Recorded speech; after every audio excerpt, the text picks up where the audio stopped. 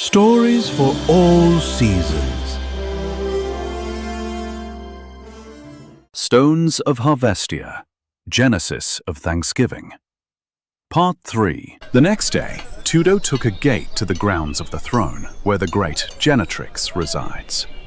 Tall castle structures made out of precious stone and meters-high, thick silver walls was a thing of wonder for the teens. "You better not steal anything from here," Shawana said to Romero.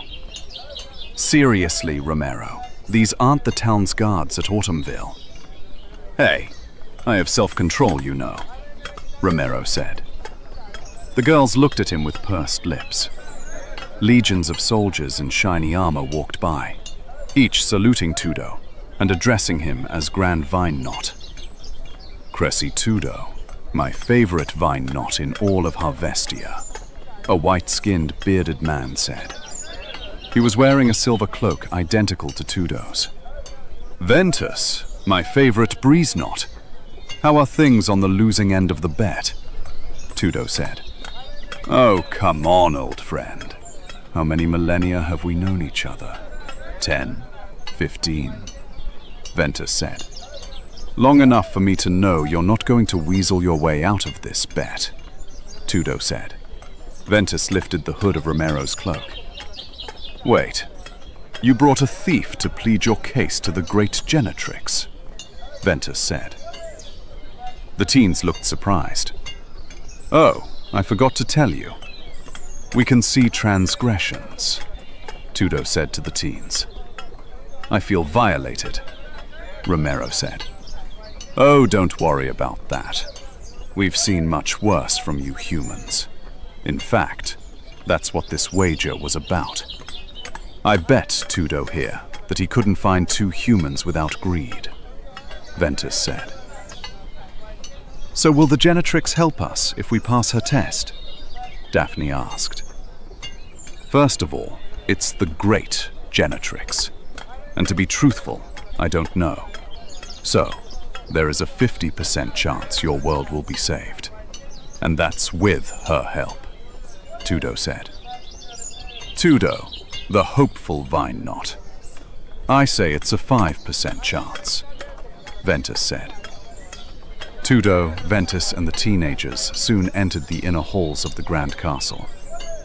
Tudo and Ventus's demeanor transformed into one of tension.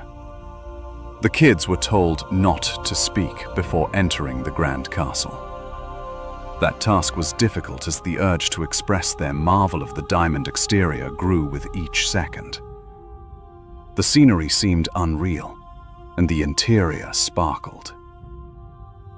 Two large armor-clad guards saluted Tudo and Ventus right before opening the 100-meter-tall diamond doors.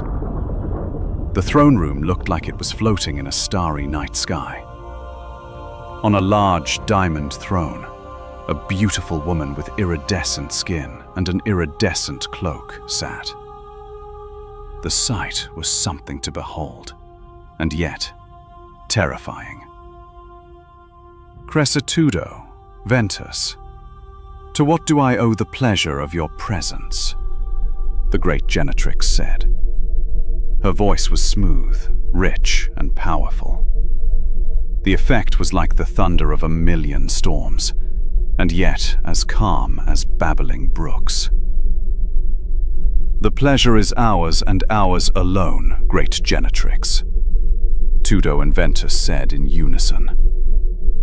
Tudo cleared his throat. "Great Genetrix, I am here on the matter of the humans on Earth. I reluctantly went against your will and ventured into the Earthrealm to seek a solution to ending Marcane's war against Harvestia," Tudo said. "When I selected you to be the Grand Vine Knot, you swore an oath to uphold the laws and lead the Vine Knot Regiment with integrity and obedience to the throne," the great Genetrix said. "Yes, great Genetrix, but... and you have sullied this realm by bringing humans to the sanctified throne of the great Genetrix," she said.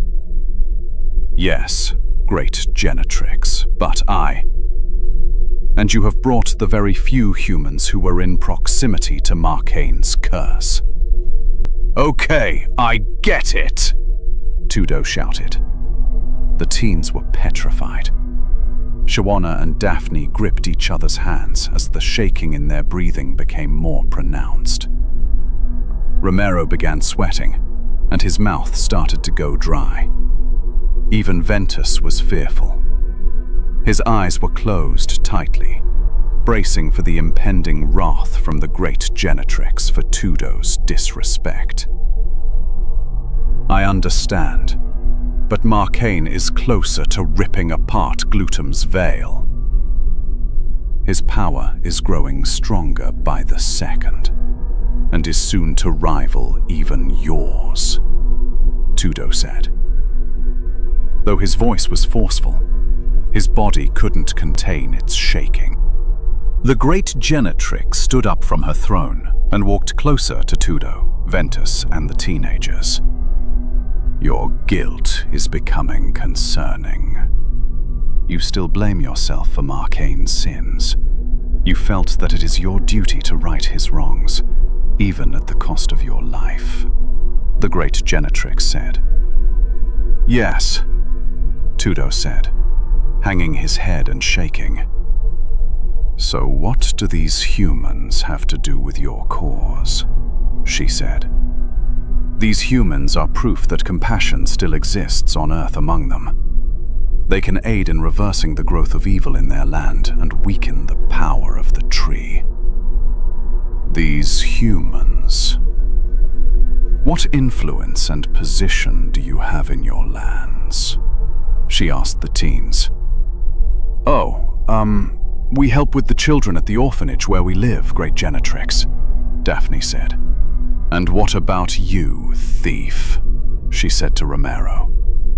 I help with harvesting the crops, Romero said. She turned to Tudo and said, So, you brought me 2 human teenagers with some compassion and no influence, and another who picks crops for the human that made the pact with Marcane, she said. The boy took some of those crops against his safety to help feed the children at that orphanage. They were jailed by the man who made the pact with Marcane. I can confirm they have no allegiance to him or his cause, Tudo said.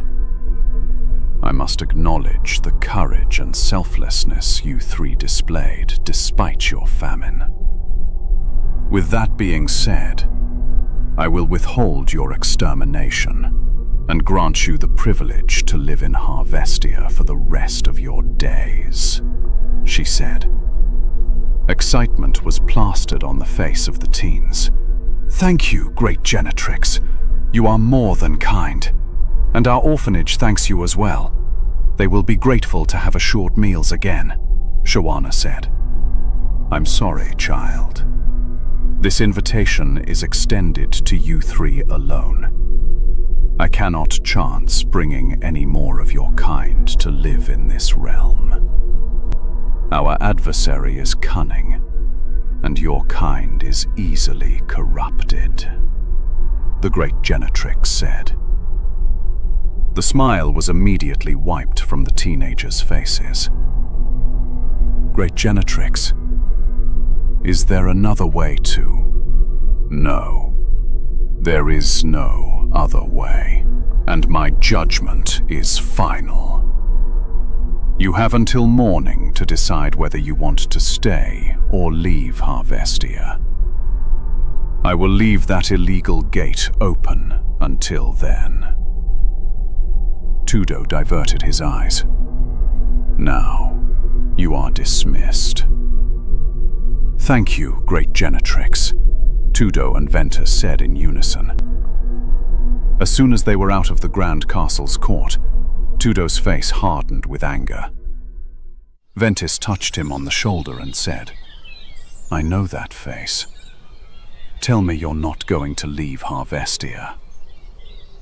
Tudo ignored Ventus's question, turned to the teenagers and said, I have no authority to keep you here or make you leave.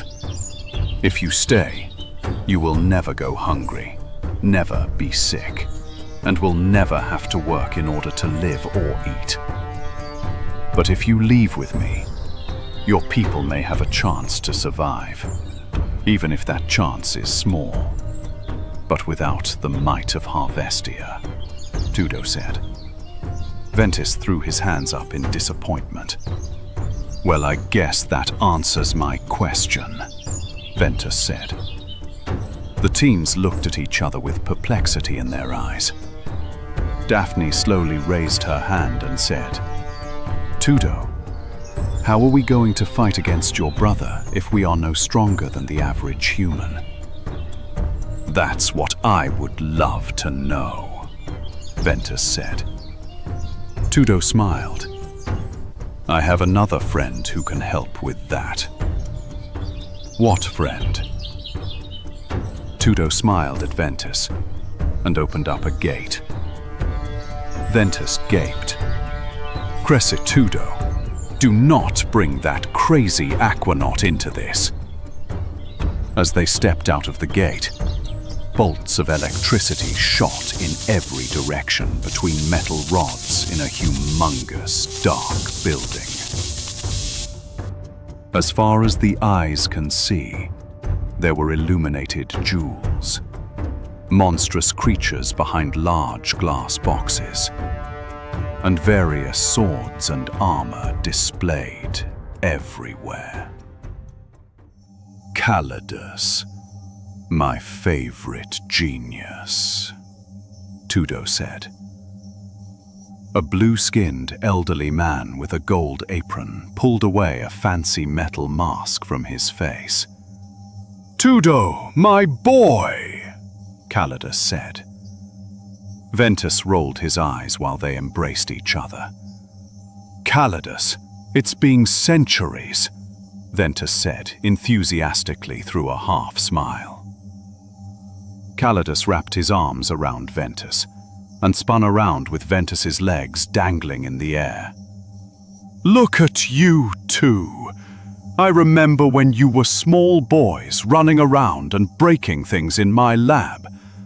Now, you two are the Grand Vine Knot and Grand Breeze Knot, Calidus said. Oh, let me introduce you to these young people. Romero, Shawana, and Daphne, Tudo said. Oh, so these are the humans everyone's been raving about. Yes, these are the ones who will likely turn the tide in the Earth Realm, with the element stones, of course. I knew it. You've finally gone mad, Ventus said. I have to agree with him, Tudo. That is going against my better judgment. The great Genetrix has no clue the power Marcane has garnered in Glutum. I've felt his power, and the weight of it is almost enough to rival the might of Harvestia, Tudo said. Tudo, I believe every word you say. However, we've seen what these stones can do in the hands of the corrupt. We've fought wars trying to stabilize the Earth when mortals have too much power, Calidus said. But the answer is no, Tudo, Calidus said, interrupting Tudo. The teenager's shoulders dropped. What I will do, however, is give them the best fighting chance to keep the hordes of Glutum at bay. Come, I will equip you. The next hour, the teens were decked out in shiny armor. It feels so light. I actually feel lighter, Shawana said, jumping and kicking in the metal armor. Yes, that is the finest Harvestia armor, Calidus said. If I had this one Earth, I would be able to outrun anyone, Romero said, jumping over the head of Daphne. Calidus looked at Romero with judgment on his face. To outrun the bad guys, of course, not to steal, Romero said, with an awkward smile. Daphne didn't look as excited as the others. What's wrong, Daphne? Tudo said. It's just the whole issue of taking another life, she said. Oh, you mean the Glutum prisoners? You don't have to worry about that. When something enters another realm or dimension, it cannot die in that realm. Instead, they teleport back to their own and are unable to return to yours. Only an entity with power like the great Genetrix can summon you back. Tudo, a demonstration, if you will, Calidus said. One of the many glass cells opened up. A 12-foot white wolf with red eyes came out and stood on its hind legs like a human. Soon the wolf sprinted towards them with saliva dripping from its mouth. Glutum will rise, and the throne of Marcane will be established, the wolf screamed. Tudo took out his black sword and made several flashes in a quick, blurry succession. The wolf disintegrated into black smoke. You see, he will not be able to return to this realm regardless of how hard he tries. Only someone with great power can bring him back. So, he's not dead? Daphne asked. Well, dead in this one, and alive in another, Calidus said. The children spent the rest of the day picking weapons that suited them. Shawana picked gauntlets, Romero a staff, and Daphne a bow and arrow. All of the weapons were black and nearly weightless.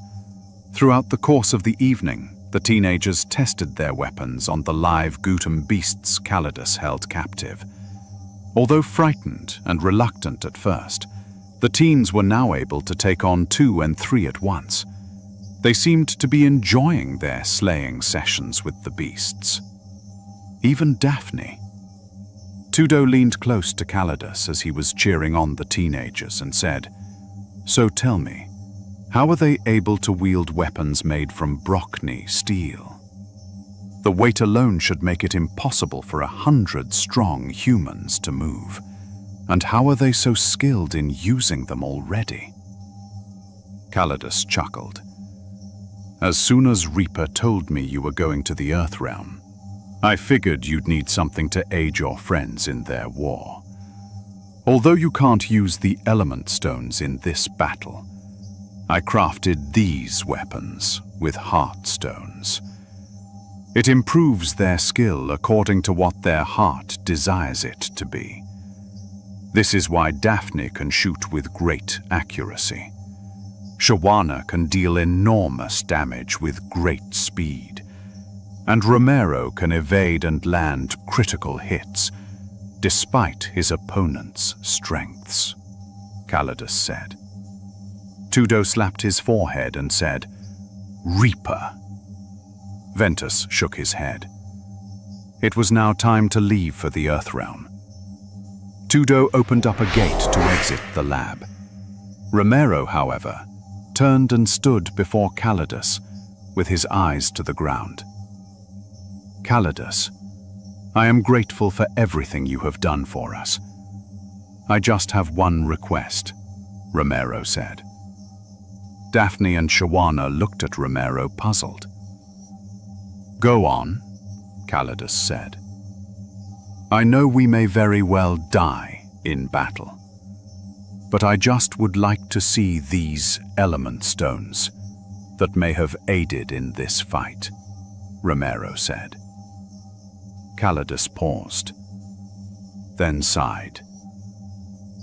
"Come, I will grant you at least that." They were taken to a vault with many steel doors, each with a special enchantment to open them.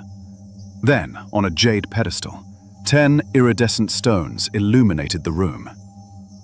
"In your realm, you have 4 elements, 3 of which humans can harvest. In ours, we have 10, Calidus said.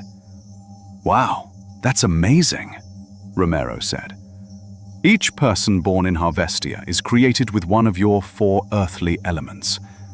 Vine knots, the earth elements, breeze knots, the wind element, aqua knots, the water element, and ember knots, the fire element. They are tasked with controlling the elements in your realm." "Wow, that's amazing. So what is the purpose of these stones if you can control elements here?" Calidus paused. "Years ago, I made the mistake that Tudo was about to, by giving you these stones. In desperation to help mankind overcome a similar foe to Marcaine, I crafted these stones to give trusted humans the ability to defend themselves. After their enemy was vanquished, the power they had corrupted them. They named themselves as gods across the earth and enslaved their own kind to worship them. I cannot let that happen again, Calidus said. A loud roar shook the entirety of the land. Marcaine's vengeance will consume your land, a monstrous voice screamed. Everything began to shake, causing Romero to fall over and knock the stones off of the pedestal. I think this is a good time to leave. I'll take care of this one. This one is not like the rest, Calidus said. Tudo made a gate and left Calidus to the beast. That was scary, wasn't it? Romero said. Scary couldn't begin to describe it, Shawana said. Unfortunately, this could be the norm on Earth if we don't deal with that tree, Tudo said. It was now the last hour of the day.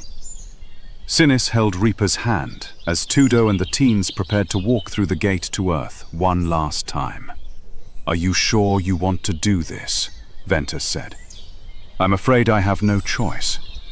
It's either I try there, or Marcaine's destruction may find its way here. Ventus hugged Tudo and said, Make it back to your family. Daddy, are you coming back tomorrow? Reaper said. Of course, sweetheart. Daddy will be back in no time, Tudo said.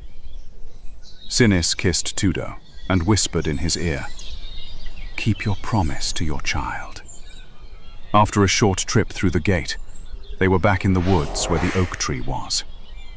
The oak tree the gate was in suddenly exploded, causing fragments from the tree to fly everywhere. The impact caused the teens to tumble head over heels. I guess the great Genetrix kept her word. Well, that is the end of that, Tudo said. As the teens rose to their feet, they looked around and saw all the vegetation marred with that sticky black liquid that the blight-affected plants suffered. A strong, rotten egg odor was thick and pronounced, even more than before. Low growls rattled branches and loose dirt. The teens took out their weapons, and to their horror, large, deformed beasts surrounded them. Stand your ground and strike with fury, Tudo said. All at once, the beast lunged for the group. Tudo sped towards the beasts in a green blur, slicing many of them in two. Shawana leaped into the air and drove the gauntlets through the head of a dog-like beast. Daphne pulled back her dark bow and shot one monster clear in the head, also piercing another behind it with the same shot. Romero swung his staff, sending a large beast tumbling into the trees. Suddenly, the beasts that they thought were destroyed rose up and shook themselves out of their daze. Some of them were assembling their misplaced body parts. No, this can't be. Not this soon, Tudo said. The beasts lunged at them a second time, this time successfully hitting their target. The teens went flying in different directions. Children, are you all right? Tudo said. Panic was plastered on his face as he watched the teens struggle to get up. Tudo raced towards them, scooping them up in a green blur. Out of the ground, thick vines arose, wrapping the injured teens in a viney cocoon. He picked up the teens, connecting the cocoons to himself with a single thick green vine. The breath of the beasts was close enough that Tudo's orange hair was frazzled by it. The beasts somehow were much faster than before. Tudo launched the teens in the air, still in their cocoons. Tudo's armor began to rip as his arms and legs expanded beyond what his clothes could contain. His whole body transformed into a thick and muscular version of its former self. Tudo launched himself at the beasts, punching holes in their bodies with a single blow, and dismantled the beasts' body parts. A flurry of claws, tails, and disfigured heads flew over the tree lining. Before any of the beasts' body parts touched the ground, Tudo grabbed the teens in their cocoons, landed on the ground, and headed for a safe space. Stories for all seasons.